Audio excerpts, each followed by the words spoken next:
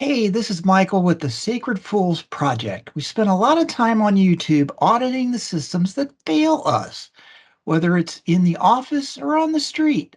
Today, I'm auditing a different kind of marathon, the 6-week sidewalk sale. See this spot behind me? For 42 days, this hasn't been a public walkway. It's been a high volume showroom for what's clearly stolen equipment. Hundreds of dollars of gear sitting on tattered tarps, fenced in the broad daylight, right here in the public right of way. And this is a main street. And it's been here for 6 weeks. From what I can tell, the 6-week sidewalk sale timeline tracks back as follows. It started approximately March the 7th, 2026, when the setup became a permanent fixture rather than a transient occurrence. So the duration now is 42 days of unchecked activity. Can you believe this? Current status as of this morning, April 18th, 2026, the market is still considered active, marking the completion of the 6th week of what we've termed the administrative ghosting. This specific window is significant because it highlights that the market remains fully operational throughout the entire month of March, more than halfway through April, despite the knowledge of both the SPD and SDOT. And those outside the area, it's the Seattle Police Department and the Seattle Department of Transportation. The jurisdictional breadcrumb panic. And what is going on here? I looked into why this is still here. It turns out both the Seattle Police Department and the Seattle Department of Transportation have been fully aware of this for over a month. You hear what I'm saying? A month. But instead of clearing the map, we're seeing a classic case of administrative ghosting, as I said previously.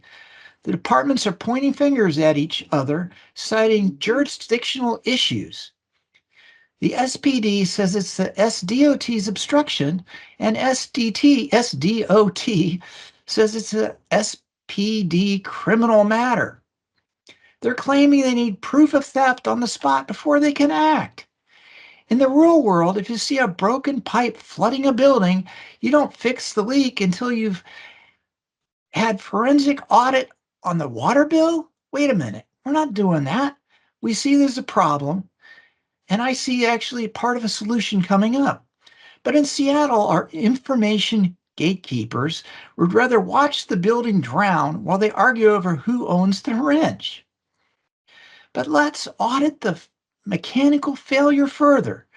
We're not just looking at a space problem, we're looking at an operating problem.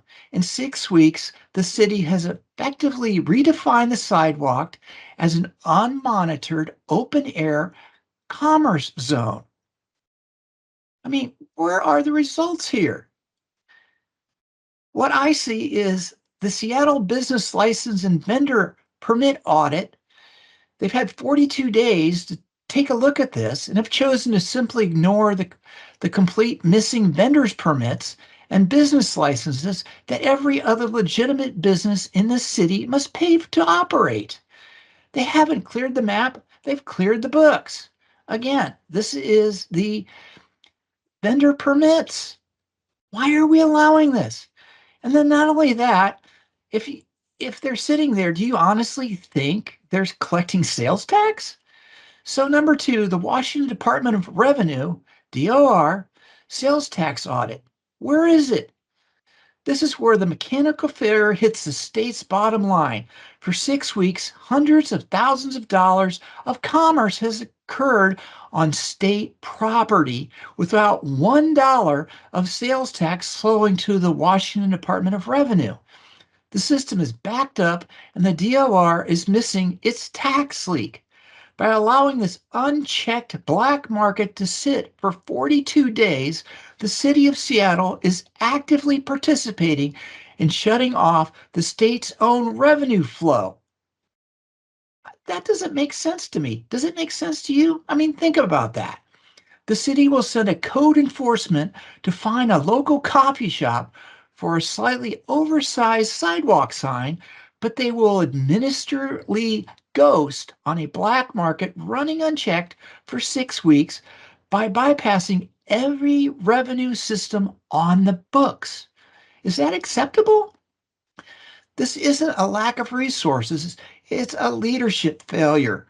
When City Hall tells us they are studying the response, they're ignoring the fact that the office plumbing is leaking into our living rooms. This leak is draining the safety and spirit of our neighborhoods every single day it's allowed to sit there. Now, the sacred fool defense in high gear.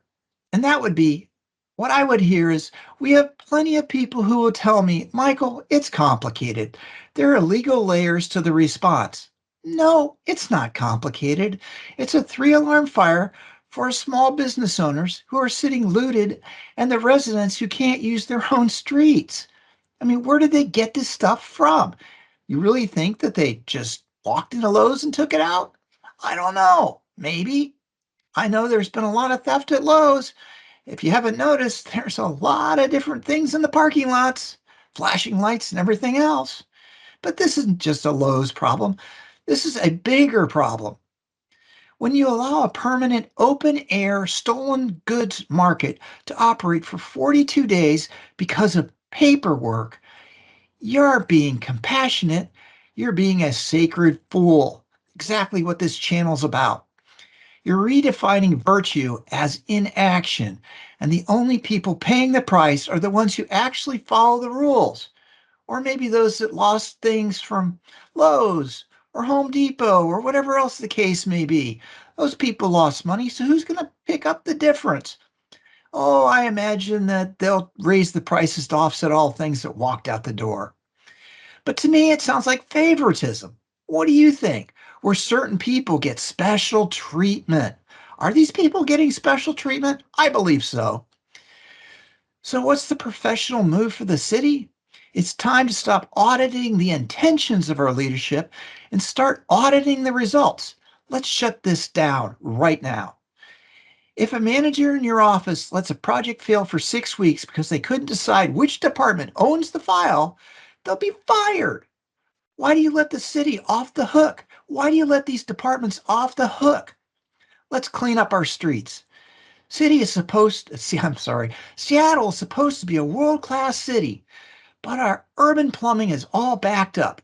We don't need breadcrumb excuses from our judicial lines. We need the keys back on the hook. We need our sidewalks back. We need these bad people out of here. Don't be a sacred fool who accepts operational failure as a status quo. Keep your eyes open, Seattle. Help me fix this problem. This is Michael for the Sacred Fools Project. Protect your community, stay observant, and I'll see you out there. If you see something you want me to look at, send me a note. Thanks. Have a great day, and let's clean up our city.